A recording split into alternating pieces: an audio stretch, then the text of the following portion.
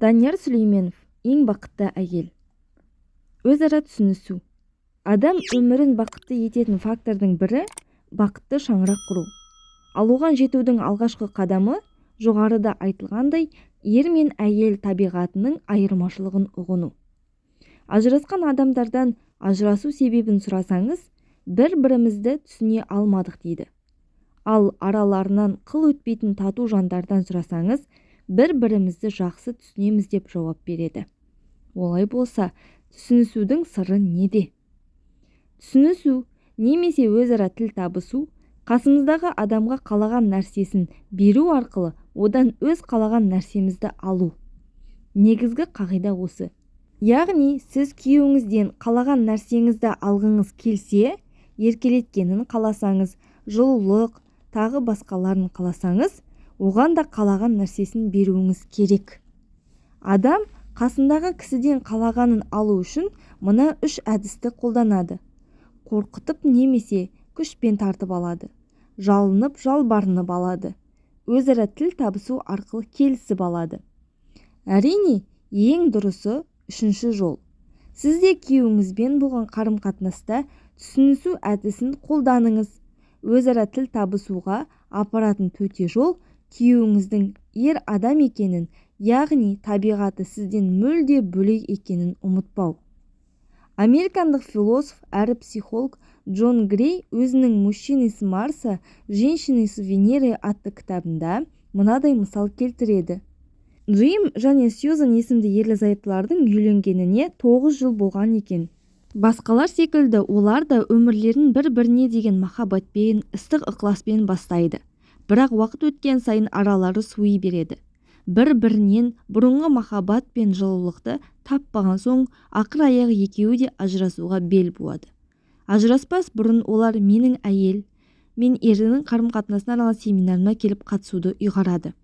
Сол кезде олардан сұрағанымда, Сьюзан маған, біз қолымыздан келгеннің бәрін жасадық, бірақ еш нәрсе өзгерген жоқ деп жауап берді. Бір қызығы, олар семинарда өздерінің табиғаттары екі бөлек адам екенін естіген кезде қатты таң қалды. Осы нәрсе ол екеуіне жаңа бір серпіліс сыйлады. 2 күн ішінде Джим мен Сьюзан ер мен әйел жайында олардың өзара қарым-қатынасына байланысты жаңа бір көзқарас қалыптастырды. Араларындағы махаббат қайта жаңғырды. Бір-біріне деген көзқарастары дұрысталған соң, қарым-қатынастары да жақсара түсті. Енді олар ажырасуды ұмытып, өмір бойы қол ұстасып өтуге белді бекем буды. Кейін Джим маған, әйелім екеуміздің бар болғаны табиғатымыз бөлек екені ұғыну, маған әйелімді қайтаруға себеп болды. Бұл мен үшін үлкен сый. Біз қайтадан бір-бірімізді бұрынғыдай жақсы көреміз, деген еді. Расында да, отбасылық өмірде өмірлік серігіңіздің сізге түсіністікпен қарай білуі неткен керемет нәрсе. Түсіністік пен кешірім бірге жүрсе, кешірім жүрген жерде махаббат болады. Өзіңіз де байқаған боларсыз, отбасыдағы проблемалар көбінесе ерлі-зайыптылар арасында түсініспестік болғанда туындайды.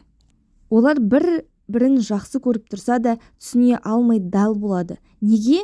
Өйткені арадағы табиғи айырмашылықты ұғына алмаған. Сол себепті проблеманы шешудің тәсілдерін де біле бермейді. Сөйтеді де қарсысындағы адамның әлеміне сай тілде сөйлеудің орнына өз тілінде сөйлей бастайды.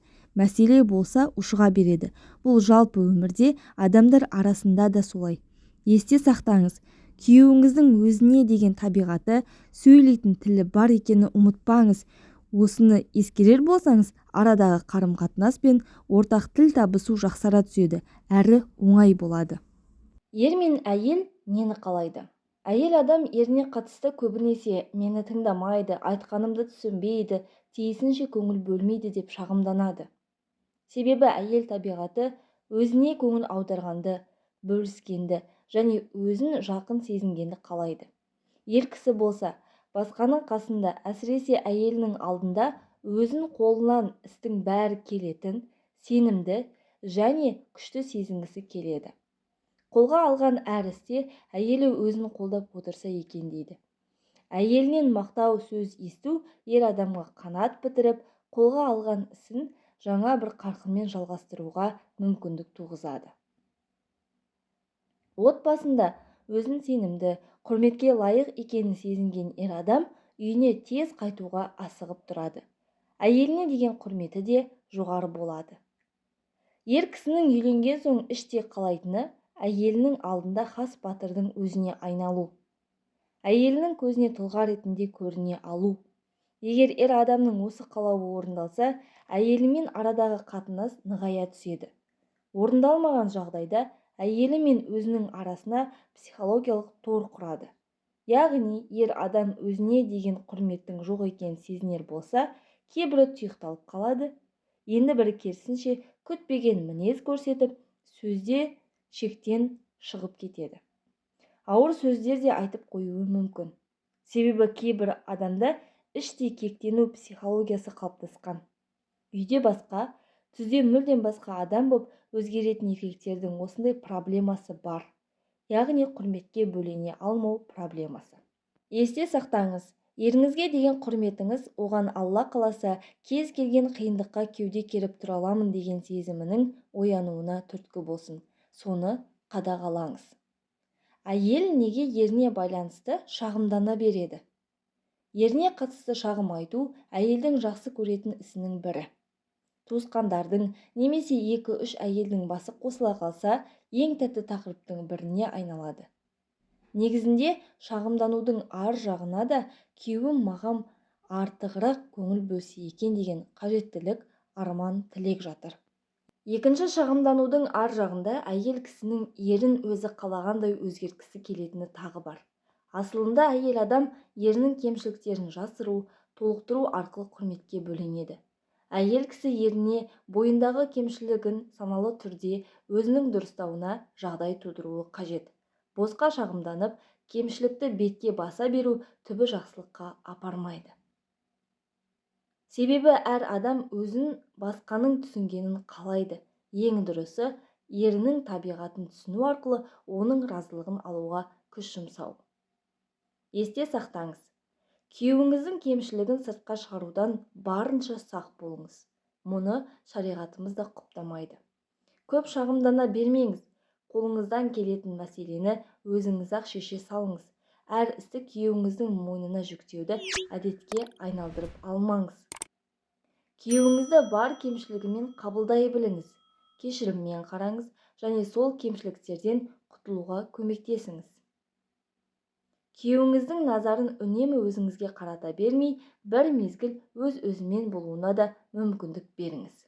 Ер адамды қалай сөзге келтірсе болады? Ер кісінің жалпы психологиялық қажетінің бірі өзін еркін сезіну және басқаға қамқоршы болу. Әйел болса өзіне қамқоршы болатын және көңіл бөлетін адамды іздейді. Сол себепті ер адам үйленген уақытта дізгінменде болу тиіс деген түсінікте болады. Әйел кісі ерінің осы бір тұсына абай болғаны қажет. Сөйлеу мәселесінде де ер кісінің психологиялық қажеті ескерілгені жөн. Ер адамның сөйлеуі үшін белгілі себептің болуы қажет. Ер кісі сөйлеген кезінде сынға ұшырамай қабылданатынын байқаса, бірте-бірте ашыла түседі. Ерін бүтіндей қабыл етіп және онысын сездіре білген әйел күйеуінің негатив сезімдерін тудырмауы себепті күйеуінің үнемі іздеп тұратын адамына айналады. Психологтардың айтуынша, күйеуінің әйеліне дауыс көтеруі өзінің сынға ұшырауы мен қандай да бір кемшілігін естімеудің алдын алуы. Есте сақтаңыз, күйеуіңіздің кемшілігін бетіне басып, қатты сынға алмаңыз. Күйеуіңізге өз кемшілігін өзінің дұрыстауына мүмкіндік жасаңыз. Күйеуіңіздің табиғаты ерге тән екенін де естен шығармаңыз. Ер адам неге жыламайды? Бір проблеманы қабылдауда ер мен әйел бір-бірінен ерекшеленіп тұрады. Ер адам ақылға көп жүгінсе, әйел кісі сезіммен қабылдауға бейім. Сезімге көбірек берілетін болғаны себепті әйелдің көз жасына ерік беруі ер адамға қарағанда оңай. Жаратылысы әйел болған соң жылағанда өзін ыңғайсыз сезінбейді. Ал ер адам сезімнен гөрі ақылға көбірек жүгінгендіктен әрі жаратылысы ер болған соң бойында жігіттік намысы бар. Сол себепті жылауды әлсіздік көреді, әрі жылауға ыңғайсызданып тұрады. Жыласаң, еркек емессің деген психология қалыптасқан. Қысқасы, ер кісі адамдардың немесе әйелінің алдында жылауды әлсіздік санайды. Әйел кісінің іштегі шерін тарқатып жылауы, жылау арқылы өзінің әлсіздігін білдіруі, оның әйелге тән сипатының күшеюін қамтамасыз етеді. Ер адамға көз жасына тез ерік беретін әйелдер көбірек ұнайды. Себебі әйел жылаған кезде ер адам өзін қамқоршы сезінеді. Әйелдің өзінің қамқорлығына мұқтаж екенін сезіну ер адамның мендік сезімін қозғайды. Бірақ бұл орынсыз жылай беру керек деген сөз емес. Феминизмнің ықпалындағы әйел жылаған кезде өзін қатты жазғырады. Мен қалай ғана көз жасыма ерік беріп, еркек алдында өзімді әлсіз қылып көрсетемін, дейді. Солай десе де жылаудан бас тарта алмайды. Себебі ол әйел табиғатына, жалпы адам табиғатына тән нәрсе. Осындай ойдан сақ болыңыз. Сіз әйелге тән табиғатыңызды сақтай білумен сұлусыз. Есте сақтаңыз, ер адамға адамдардың алдында емес, Алланың алдында жылауға бейімделу қажет, және соған өзін үйретуі керек. Сіз әйелсіз, сол себепті өзіңізге тән Алла берген табиғатыңызды жоғалтпаңыз. Қыз қылығымен дейді дана халқымыз. Сіз қылығыңызбен, нәзіктігіңізбен әйелге тән табиғатыңызды сақтай білумен сұлусыз. Отбасыда бір проблема туындаған кезде күйеуіңіздің бетінен алып дауыс көтермеңіз.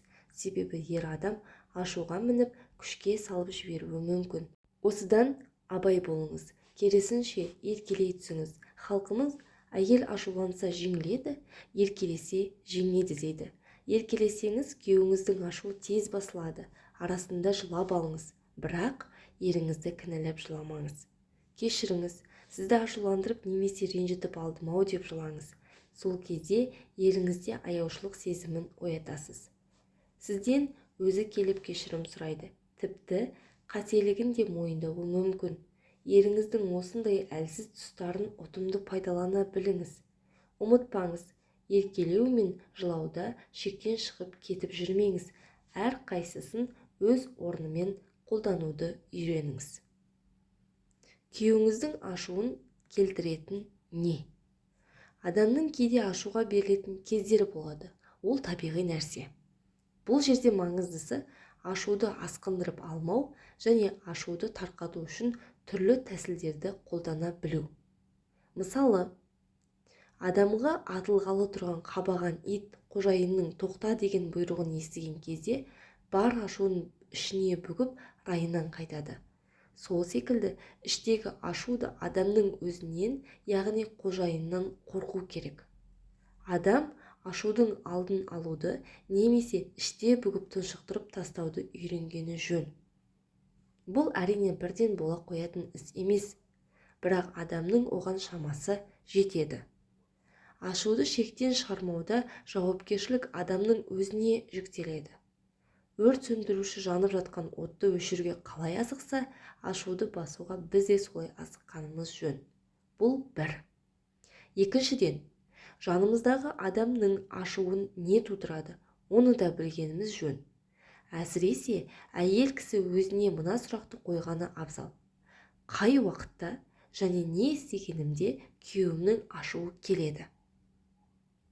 Осы сұрақты әркім өзіне қоятын болса, көптеген проблеманың алдын алар еді.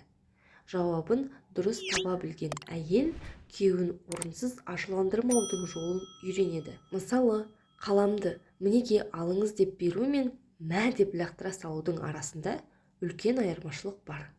Ендеше ерлі-зайыптылар бір-бірінің артық және кемшін тұстарын жақсы білуі тиіс. Бірақ сен мынадайсың деп айтудың да қажеті жоқ. Іштей біліңіз және соған қарай әрекет етіңіз. Күйеуіңіздің кемшін тұстарын толықтыруға жәрдемдесіңіз. Үнемі демеп отырыңыз. Кемшіліксіз адам болмайтынын естен шығармаңыз.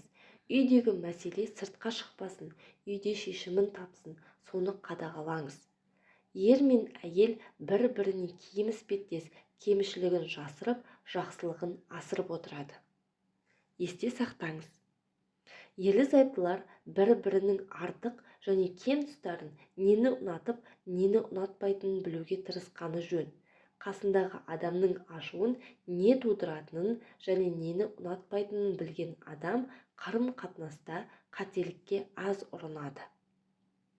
Алдындағы адамның ашуын не тудыратынын білген адам өзінің де қай жерде қателік жібергенін аңғара алады. Ал адамның өз қателігін көре алуы басқаға кешіріммен қарауға көмектеседі. 30 жыл отау құрса да, бір-бірінің артықшылығы мен кемшілігін әлі де білмейтін адамдар бар. Сіз солардың қатарына қосылмаңыз. Ең болмағанда күйеуіңіздің нені және кімді жақтырмайтынын, қандай сыйлық ұнататынын, қандай тағамды жақсы көретінін, қандай іс оған ауыр келетінін білгеніңіз жөн. Мына нәрсені естен шығармаңыз. Күйеуіңіздің кемшін тұстарын білу, екі ара жақсы қарым-қатынас түзеп, отбасыда орын алатын проблеманың алдын алу үшін қажет. Әйтпесе, оның кемшілігін бетіне басып, намысына тиіп, ар-ұжданын таптау үшін емес. Мына 4 нәрсені естен шығармаңыз. Бірінші, күйеуіңіздің кемшілігін өзі сұраса ғана насихат қылып айтсаңыз болады. Сұрамаса, білмеген адам секілді болыңыз. Екінші, күйеуіңіздің кемшілігін білу сіздің оған деген жақсы көзқарасыңызды өзгертпесін. Үшінші, күйеуіңізге жақсы жаққа қарай түзелуіне жәрдем беріңіз. Үнемі демеп отырыңыз. Төртінші, кемшілігін біліңіз, бірақ көрмеуге тырысыңыз. Әрдайым жақсы жағын көруге күш жұмсаңыз. Адамның артықшылығын көре білу үлкен ерлік. Ер адамның әйеліне күш қолданып қатал болуының себебі не? Әйелге күш көрсету еркектің өзіне деген сенімнің аздығын байқатады. Мұндай тип адамдарда тізгіннен немесе беделден айырылып қаламын ба деген қорқыныш бар. Сол себепті күш қолдануға көбірек жүгінеді. Ерінің әйеліне күш көрсетуі кейде басқалардың айтақтауы себепті де жүзеге асады. Мысалы, бір адамның екінші бір адамға «Әйеліңнен қорқасың ба не? Тізгінді беріп қойғансың ба?» деген сынды келемеш сөздері нәтижеде ер адамның әйеліне күш көрсетуіне апаруы мүмкін. Негізінде отбасында жалпы өмірде беделге ие болу күшпен өлшенбейді. Күш қолдану арқылы адамды белгілі бір уақыт бағындыруға болады. Бірақ күш сарқылған кезде әлгі адам сізден теріс айналып кете барады. Күш қолдану арқылы кісі шынайы құрметке бөленбейді. Сізді біреу қорыққанынан сыйлауы мүмкін, бірақ ол адамның жүрегін жаулап ала алмайсыз. Нағыз беделді, абыройға ие адам өзі көрінбесе де көлеңкесімен-ақ басқаға әсер ете алатын адам. Отбасылық өмірде әйел адамдардың көбі осы проблемамен бетпе-бет келіп жатады. Отбасы беделге, атақ абыройға жету үшін құрылған майдан алаңы емес қой. Отбасы өзара түсіністік пен ерлі-зайыптылардың бір-біріне махаббат танытуы, өзара қамқорлық ету арқылы өз болашағын баянды етумен қатар қоғам келешегін құру. Осындай проблеманың қалай алдын алуға болады? Алдымыздағы адамның ашулануының түп негізін аңғара білсек, отбасылық жанжалдың алдын алуға болады. Ол үшін бірінші, адамды түсінуге тырысу қажет. Екінші, жасаған қателігі себепті адамның басқаны емес өзін кінәлі сезінуіне жағдай жасау керек. Яғни, сіз күйеуіңіздің қателігін саналы түрде қабыл етіп, түзетуіне мұрсат бересіз. Бұл жердегі маңыздысы бірден бетіне басып, кінәлап жібермеңіз. Себебі ер адамның қатты қаламайтын нәрсесі әйелінің алдында кемшілігінің бетіне басылғаны. Үшінші, еріңіздің ісі шариғатқа қайшы болмаса, әрдайым қолдап отыруға тырысыңыз. Себебі сенікі дұрыс, ісіңіз бен сөзіңіз орынды деп айту кей кездері сені сүйемін деген сөзден артығырақ. Есте сақтаңыз, күш қолданудың түрлері физикалық, психологиялық, моральдық тұрғыдан болады. ер кісі өзіне деген сенім мен құрметті жоғалтып алмау мақсатында және сынға ұшырап алғашқы соққының алдын алу үшін физикалық күшке жиі жүгінеді. Дізгінді қолдан шығарып аламын ба деген қорқыныш ер адамды қатты мазалайтын нәрсенің бірі. Егер өскен ортасы күш қолдануды ерсі санамайтын орта болса, тіптен қиын. Мұндайлар яғни түзде періште, үйде хайуан секілді еркектер аз емес қоғамда. Зерттеулер нәтижесі ерлі-зайыптылардың бір-біріне көңіл бөліп, бірге уақыт өткізуі, ортақ шешім қабылдап, бір-біріне мақтау сөз айтуы, діни мәселелерді бөлісіп отыруы бұл проблеманың алдын алатынын көрсетуде. Орынсыз ақыл айту. Кейде әйел кісі еріне деген ыстық ықыласы себепті жәрдем беру мақсатында оған бойындағы кемшіліктерді тізбектеп береді. Бұл әйелдің табиғатына тән нәрсе. Әйел өзінің бұл ісін күйеуімді қорғап жатырмын деп түсінеді. Бұл жақсы ниеттен туған қателік. Себебі ер кісіге бұл ауыр тиеді. Әйелім маған не істеу керектігін де үйрете бастады ма деген ойға баруы мүмкін. Егер арада бойымыздан қандайда бір кемшілік көрген жағдайда бір-бірімізге ескертіп тұрайық деген келісім жасалған болса, ешқандай ағаттығы жоқ және проблема тудыра қоймайды. Ері қаламай немесе айтпай әйелі осындай қадамға баратын болса, арада іштей реніш туындауы мүмкін. Мұндай жағдай ер кісіде әйелінің алдында өзіне деген сенімсіздігін оятады. Күйеуінде не істейтінін білмейтін, жолы болмағыр, ынжық, тағы басқа сынды сезімдерді оятқан әйел ер адамды түсінбейді деген сөз. Әйел кісі ерінің бойына өзіне деген сенімді, өзінің қорғаны, сүйеніші екенін ұялатып, дізгін өз қолында деген сезімін оята білсе, оған оп-оңай көп нәрсені орындата алады. Бұл жерде ескеретін бір мәселе, әйел адамның еріне мүлде ақыл кеңес айтуына болмайды деген ұғым қалыптаспау керек. Мұндағы айтылып отырған мәселе, әйелдің жөн жосықсыз ерін сынап, ақыл айта бермеуі. Ең дұрысы, күйеуіңіз сізден ақыл кеңес сұраған кезде аянып қалмау. Әрине, арадағы әдепті сақтай отырып, ер кісінің де әйеліне деген құрметін білдіру мақсатында жиі ақылдасып отырғаны жөн. Сонда барып арада әдемі байланыс орнайды. Тақырыпқа қосымша.